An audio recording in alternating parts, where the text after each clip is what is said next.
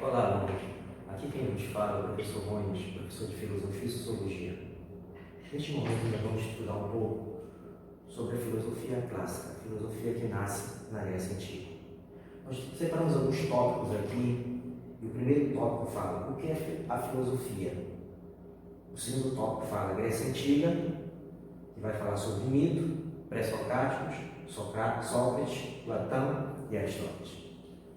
A primeira pergunta é: o que é filosofia? Quantos de nós já ouvimos essa palavra e nos perguntamos o que seria a filosofia?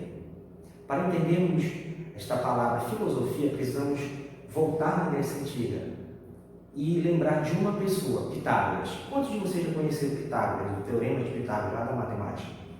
Pitágoras era conhecido como um dos 7 sábios do Oriente. E certa vez chamaram Pitágoras de filósofo. Só que ele não gostava de ser chamado de filósofo.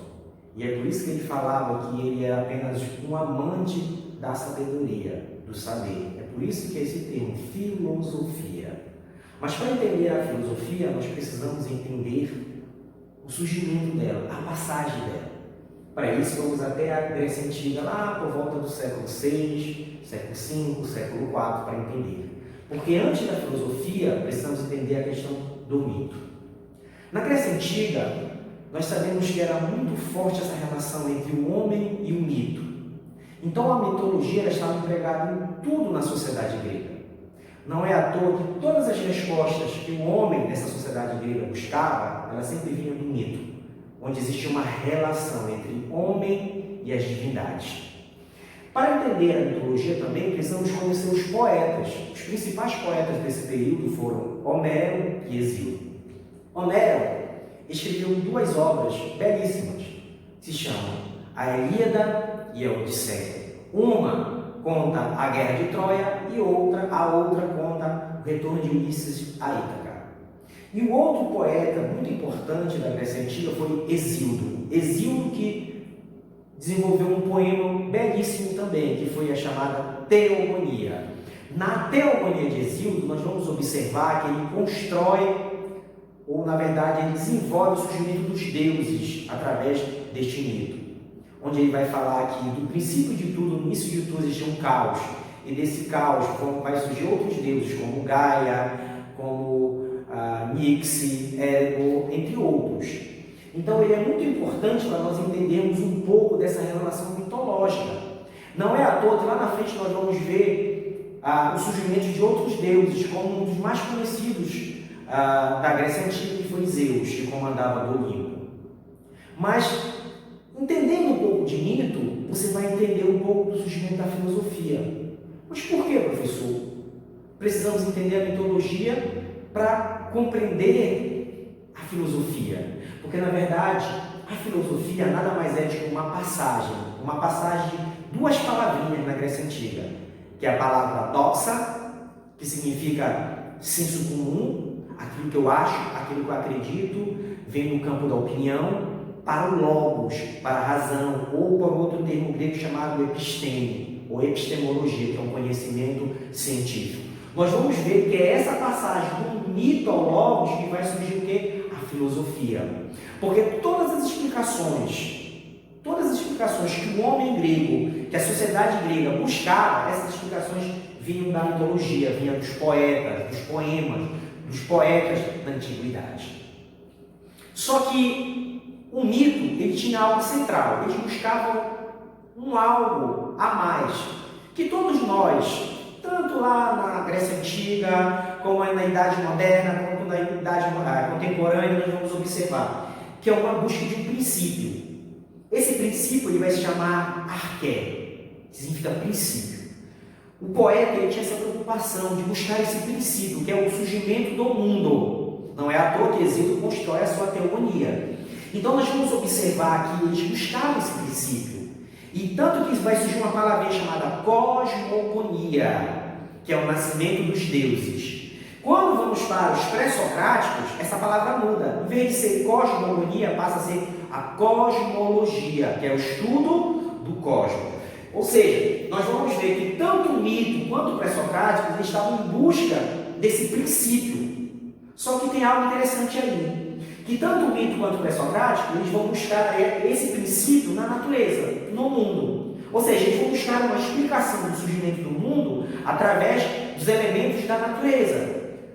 Ora, o mito vai trazer essa explicação através dos deuses, através dos poemas, e os pré-socráticos vão trazer através dos elementos da natureza.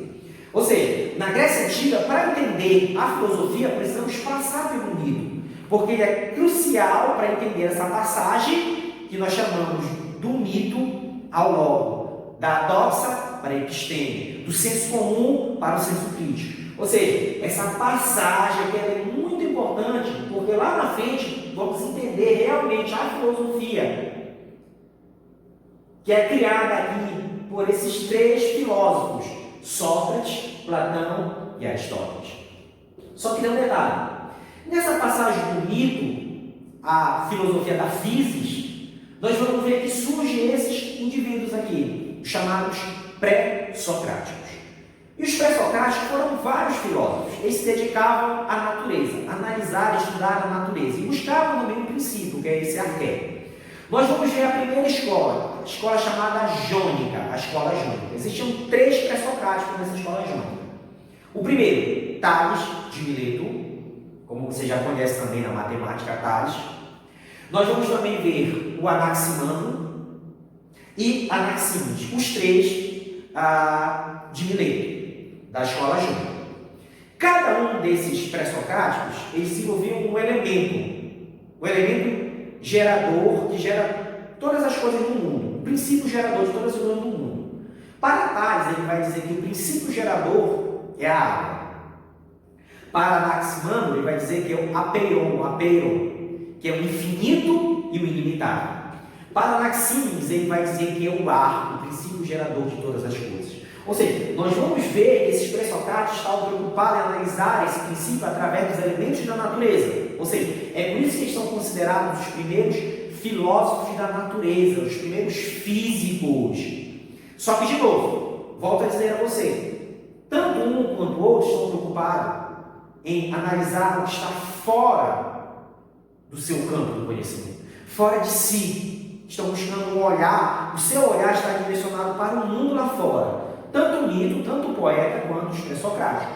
Claro que nós vamos ver também outros pré-socráticos, como por exemplo Heráclito, que tem uma frase muito conhecida de nós, que diz assim mesmo: o homem não pode entrar duas vezes no mesmo rio, porque tanto o rio quanto o homem não são os mesmos. Também nós vamos pensar também em Parmênides, que diz que o ser você não pode ser um princípio de identidade, pois tanto Parmênides quanto Heráclito serão a base desses dois filósofos aqui. Parmênides vai ser a base de Platão, dentro do chamado mundo das ideias, da filosofia das ideias de Platão, e Heráclito vai ser a base de Aristóteles, porque ele busca a chamada filosofia do devir, ou seja, a filosofia do movimento. Enquanto um é imobilista, outro é mobilista, ou seja, tudo no mundo está em movimento. É por isso que lá na frente nós vamos ver dois conceitos de Aristóteles, chamado ato e potência, onde ele vai dizer que o mundo está em movimento, tudo no mundo está em movimento, tudo no mundo está numa dinâmica, em movimento. Já Platão não, ele vai falar que o nosso mundo é um mundo ilusório, que é o nosso mundo sensível, que o mundo verdadeiro é o mundo inteligível, que é chamado mundo das ideias.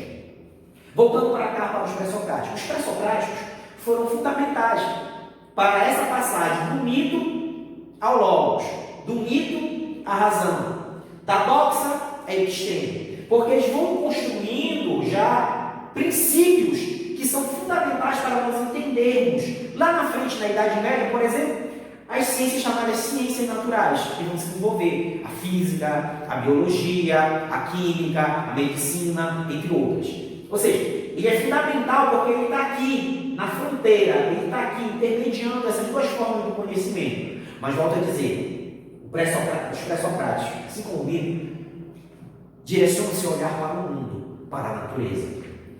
Então, podemos observar escola jônica, Tales, Anaximandro, Anaximenes. Podemos também observar Heráclito de Éfeso. Podemos também observar Parmênides. Podemos observar Demócrito. Podemos também observar Zenão, os seus paradoxos. Enfim, nós vamos ver que os pré-socráticos são fundamentais para nós entendermos essa passagem do mito ao logos.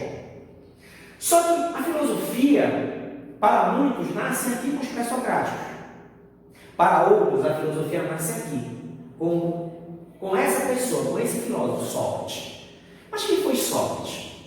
Sócrates era um filósofo que saía pelas ruas a perguntar para as pessoas. E ele começava a fazer perguntas de conceitos, de palavras que as pessoas pensavam que tinham aprendido, mas eles chegavam a uma conclusão que tudo aquilo que eles tinham aprendido não significava realidade. Esse método que Sócrates vai usar é um método conhecido, é o principal método que Sócrates vai usar, o conceito que ele usa, que é chamado de maiêutica. Maiêutica vem da função da sua mãe, que era parteira. Quando você vai ver um conceito, o significado diz, maiêutica significa dar à luz ao conhecimento, parir o conhecimento. Ou seja, Sócrates sai perguntando sobre justiça, sobre verdade, sobre amor, sobre bondade, começa a perguntar para essas pessoas, até essas pessoas chegarem a uma conclusão que elas não sabiam nada. Não é à toa que se tem uma história sobre Sócrates consultar o oráculo de Delfos, que era comum na Grécia Antiga. E aí Sócrates vai consultar o oráculo de Delfos e ele consulta o oráculo e pergunta o que ele deveria conhecer. Porque o mito busca algo no mundo, através dos deuses. Os pré-socráticos também buscavam algo no mundo, através dos elementos da natureza. E o que Sócrates deveria buscar? E aí o oráculo responde, conhece a ti mesmo. Ou seja, ele deveria conhecer a si mesmo. Porque não adianta o homem conhecer o mundo, conhecer a natureza, se ele não conhece a si mesmo. Então, esse é um dos primeiros pontos de interrogação para Sócrates. Porque ele pensava o seguinte, para desenvolver a sua filosofia, não adianta você conhecer o mundo exterior, você conhecer a natureza, conhecer tudo que está lá fora, se você não se conhecer. Não é à toa que lá no século XIX vão surgir a psicologia, a psicanálise também, que são ciências que vão começar a estudar o indivíduo, a psique do indivíduo e tudo o que é construído nessa mente do indivíduo. Então Sócrates ele começa a desenvolver o seu método. Só que ele usava também um outro método, que era o método da ironia. Sócrates era irônico. Por que era irônico, professor? Porque Sócrates ele combatia um grupo de pseudos filósofos, que eram chamados sofistas. Os sofistas eram pessoas, eram como se fossem professores da Grécia Antiga, que ensinavam o cidadão. Porque não esqueça que esse período socrático aqui é o período político chamado da democracia, a democracia ateniense. Parecido com a nossa democracia, mas qual seria a diferença? A diferença é que a democracia na Grécia Antiga era uma chamada democracia direta, onde o cidadão exercia a sua cidadania. Só que aqui, no mundo contemporâneo nosso, a nossa democracia é chamada democracia indireta. Mas por que indireta? Porque nós escolhemos os nossos representantes. Então, nós vamos observar que Sócrates tinha um embate muito grande com os sofistas. E os sofistas, o que eles faziam? Eles ensinavam esse cidadão. Eles ensinavam o quê? Ensinavam duas coisinhas que eram fundamentais para o cidadão na Grécia Antiga, que era a retórica e a oratória. Todo cidadão que não soubesse a retórica ou a oratória, ele não era considerado um bom cidadão. Porque o cidadão, como era uma democracia direta, ele precisava ir para a ágora. Quando você vai ver o conceito de ágora, significa praça pública, as águas. E lá, esse cidadão se direcionava para essas águas para o quê? Para discursar, para falar. Então ele precisava ter uma boa oratória e uma boa retórica. E quem ensinava essa boa oratória, essa boa retórica? O sofista. Só que tinha um detalhe. Qual era o detalhe? Os sofistas eles cobravam para ensinar. E Sócrates combatia essa cobrança. Ele dizia o seguinte, o conhecimento deve ser passado de graça. O conhecimento não deve ser o quê? Cobrado. Então existia um embate muito grande com os sofistas. Não é à toa que tem uma frase célebre de Sócrates que diz assim, a frase dele, só sei que nada sei. Ele fala direcionando para os sofistas, dizendo assim que não adianta você falar que tem conhecimento, que tem isso, aquele outro, mas na verdade vocês não sabem nada. Então ele vai dizer o seguinte: olha, se eu sei que nada sei, aquelas pessoas que são presunçosas, que acham que conhecem tudo, elas não sabem nada, elas não sabem nada sobre a verdade, sobre o conhecimento. Então Sócrates começa a combater. Só que tem um detalhe: os sofistas desenvolvem dois conceitos. Os principais sofistas foram Protágoras e Gorgias. E eles desenvolvem dois conceitos: o conceito de relativismo, que nasce com os sofistas, que tudo é relativo, todo conhecimento é relativo, não há um conhecimento absoluto. E o outro conceito que eles vão desenvolver é o conceito de niilismo. Esse conceito é fundamental também. Por quê? Porque lá na filosofia contemporânea, Nietzsche vai trabalhar também esse conceito de niilismo, dizendo que não existe conhecimento absoluto. Ou seja, eles vão desenvolver esses dois conceitos. Então nós vamos observar um embate muito grande entre Sócrates e os sofistas. Só que tem um detalhe muito importante sobre a vida de Sócrates. Sócrates não escreveu nada. Por incrível que pareça, todos os relatos, tudo aquilo que nós sabemos sobre Sócrates, nós vamos saber através do seu discípulo chamado Platão. É a partir de Platão que nós vamos ver um desenvolvimento filosófico, ou o chamado sistema filosófico. Porque aqui que Platão vai desenvolver e vai falar a respeito do mundo das ideias. Ele vai dizer o seguinte: que existe dois mundos. Diz, existe o mundo sensível. O mundo sensível é o mundo dos sentidos. Quando ele fala mundo sensível, é o mundo dos sentidos. É o nosso mundo. Por que o nosso mundo? Porque nós detectamos, nós conhecemos as coisas do mundo através dos nossos sentidos. Todos os fenômenos que se apresentam a nós têm que ser captados pelos nossos sentidos. Pela visão, pela audição, pelo paladar, pelo tato, pelo olfato. Ou seja, são os nossos sentidos. Se nenhum dos nossos sentidos consegue captar um fenômeno no mundo, esse fenômeno não é natural. Esse fenômeno é sobrenatural. Esse fenômeno ele sai do campo físico, vai para o campo metafísico, um campo além do mundo físico, esse nosso mundo. Então, só que Platão ele vai dizer desses dois mundos, o mundo sensível, que é o nosso mundo, só que ele fala de um outro mundo, que é o chamado mundo inteligível, ou como muitos conhecem por ele, mundo das ideias. Então, como ele vai falar? Diz, o mundo sensível é um mundo imperfeito. Ele vai dizer assim, o mundo sensível é um mundo imperfeito, é o chamado mundo das ilusões. Mas por que, professor? Ele fala que é o mundo das ilusões. Diz, porque na verdade o mundo perfeito se encontra em outro plano, que é o mundo das ideias, de Platão, que é o mundo da perfeição.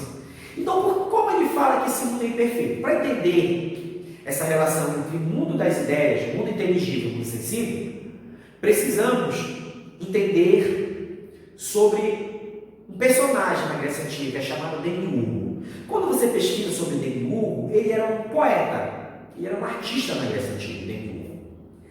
E aí, só que Platão vai falar de um Demiurgo, mas não um Demiurgo qualquer, um ser sobrenatural, como se fosse uma espécie de Deus.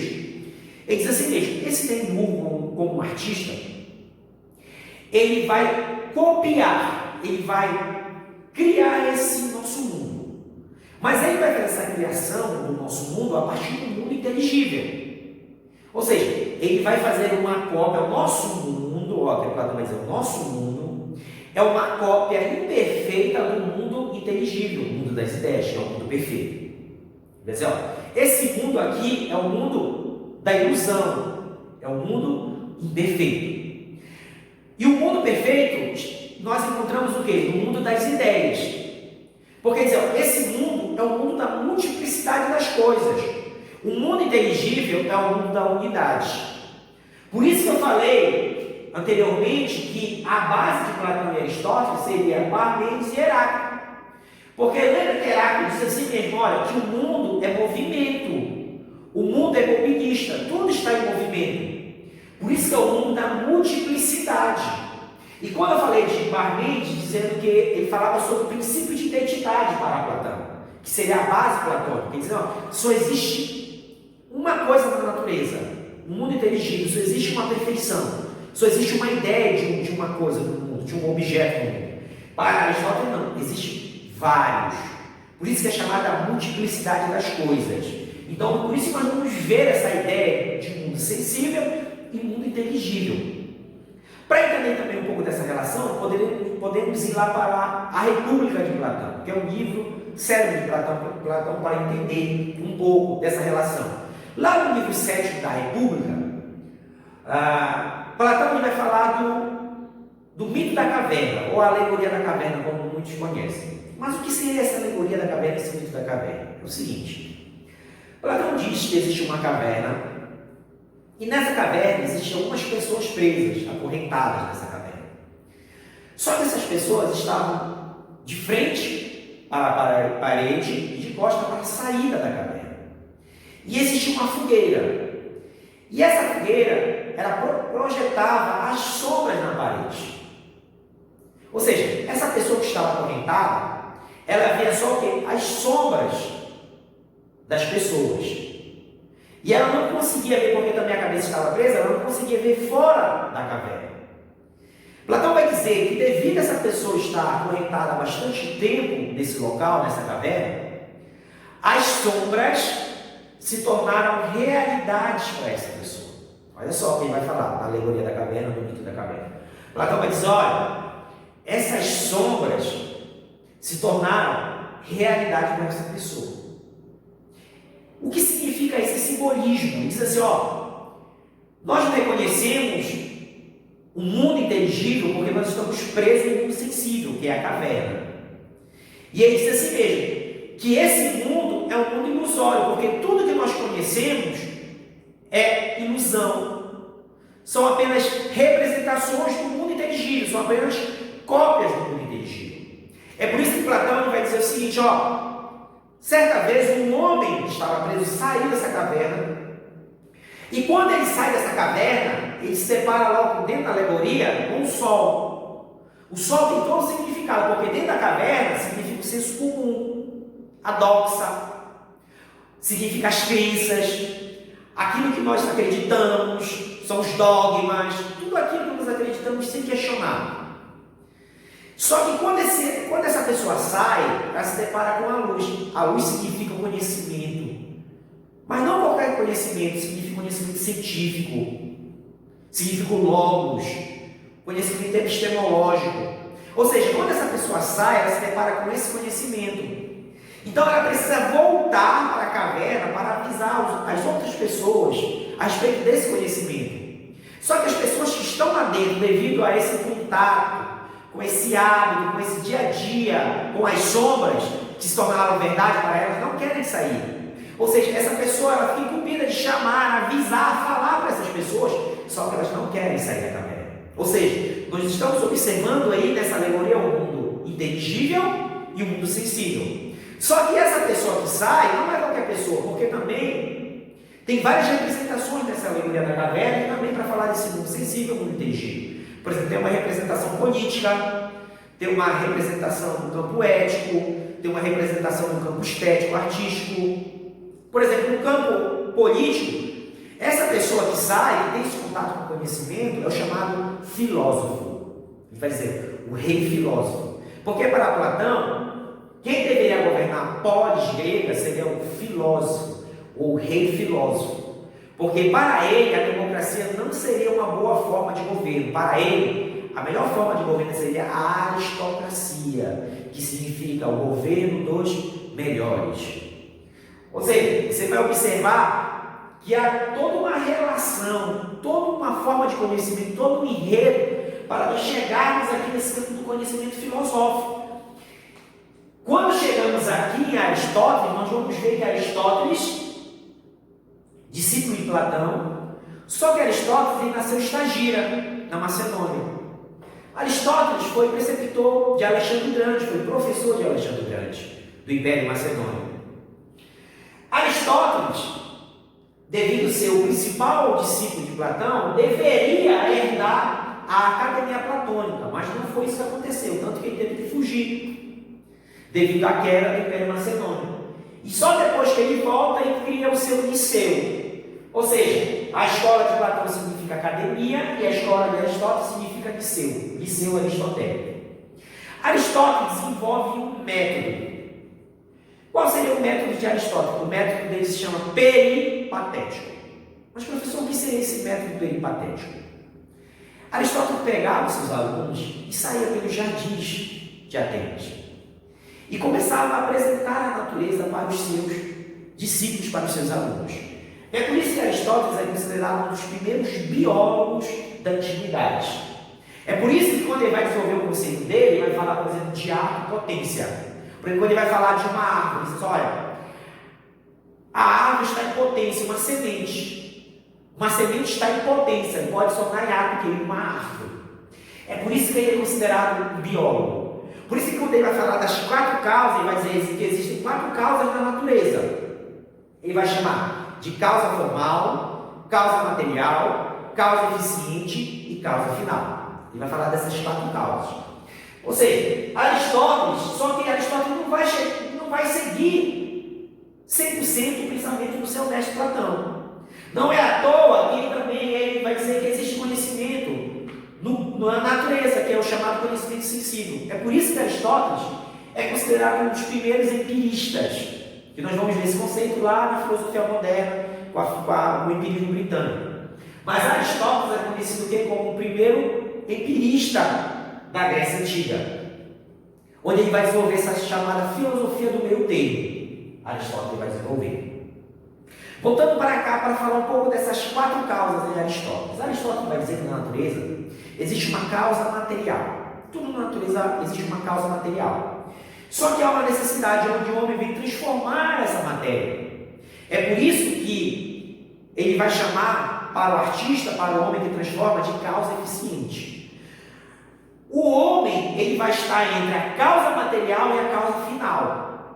Mas por que, professor, ele vai estar intermediando a causa material e a causa final? Porque ele é a causa eficiente. Todos os livros didáticos, a maioria dos livros didáticos dá exemplos do guerreiro, do mármore, como causa material. O artista pega esse mármore, que é uma causa material, que é a matéria do mundo, dá uma forma, que é a causa formal, dá uma forma para essa matéria. E aí ele busca uma finalidade, que é a causa o quê? Que é a causa final. Ele é a causa eficiente. Quando ele vai pegar esse mármore, ele busca transformar esse mármore em um guerreiro. Só que quando ele constrói esse guerreiro, ele não quer representar um guerreiro A, um guerreiro B, um guerreiro C. Ele quer representar um guerreiro por excelência, um guerreiro que não perde uma batalha. É por isso que ele é uma filosofia do meio termo. Ele não está 100% para o mundo inteligível, também não está 100% para o mundo sensível. Ele busca um meio termo aqui. Ele busca uma representação. Mas só que ele, contrário ao seu mestre, que é 100% mundo das ideias, mundo inteligível, que há realidade, que há verdade no mundo inteligível, no mundo sensível, no mundo das sensações, no mundo empírico. Então nós vamos observar que para nós chegarmos aqui na filosofia de Sócrates, Platão e Aristóteles, nós precisamos percorrer esse percurso histórico para chegar até aqui. Então nós vamos fazer uma volta agora para entender passo a passo como se deu essa relação entre mito pré-socrático e a filosofia clássica. O primeiro ponto, nós falamos sobre o mito, da importância do mito e da importância dos poetas, onde destacamos 2 poetas, Homero e Hesíodo. Homero escreveu a Ilíada e a Odisseia, e Hesíodo desenvolveu nos seus textos trabalhos e os dias e a chamada teogonia, que é o nascimento dos deuses. Teo, Deus, gonia, nascimento dos deuses. Então nós vamos ver. A palavrinha que nós vamos ver para o mito é chamada cosmogonia, que é o nascimento do cosmo. Não é à toa que Hesíodo vai falar que no princípio de tudo existe um caos, e do caos vai dando origem aos outros deuses, que é da primeira geração, da segunda geração, os titãs, os olimpianos, enfim. Nós vamos ver uma passagem do mito, que é chamada do mito ao logos, onde nós vamos ver os chamados pré-socráticos.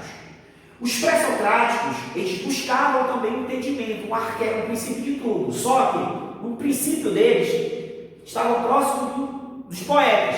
Por quê? Porque eles olhavam, direcionavam o seu olhar para a natureza, para o mundo lá fora. Ou seja, o princípio gerador para eles seriam os elementos da natureza. Por isso que nós estudamos a escola jônica com Tales, Anaximandro, Anaxímenes, Tales falava sobre a água, Anaximandro falava sobre o apeiron infinito e ilimitado, Anaxímenes falava sobre o ar. Falamos também sobre Parmênides, que vai falar sobre o ser, falamos também sobre Heráclito, que vai falar sobre o fogo. Ou seja, vários pré-socráticos buscaram desenvolver também uma filosofia, um princípio gerador do mundo de todas as coisas. A partir dos pré-socráticos, nós vamos ver surgir realmente a filosofia, que é chamada filosofia antropológica. Os filósofos conhecidos foram Sócrates, Platão e Aristóteles. Contemporâneo a Sócrates existiu também um grupo de pseudo-filósofos, vamos considerar assim, que eram chamados sofistas. Os sofistas eram professores, como se fossem pedagogos, professores que ensinavam duas artes para o cidadão, que era a retórica e a oratória. Eles precisavam ensinar esse cidadão porque eles precisavam discursar na água, que chamavam praças públicas. O momento político era chamada democracia direta. Por que democracia direta? Porque não existiam representantes, o próprio cidadão ia discursar. E aí, a partir de Sócrates, desenvolve a sua filosofia, o principal maestro de filosofia e ironia. Nós vamos ver Platão, que vai falar a respeito do mundo das ideias. Platão, que escreveu 80% do que conhecemos de Sócrates, veio dos escritos de Platão, e também o seu discípulo Aristóteles. Para entender um pouco da filosofia clássica, a filosofia da Grécia Antiga, precisamos passar a fazer esse percurso histórico para entender o que seria filosofia. Ok?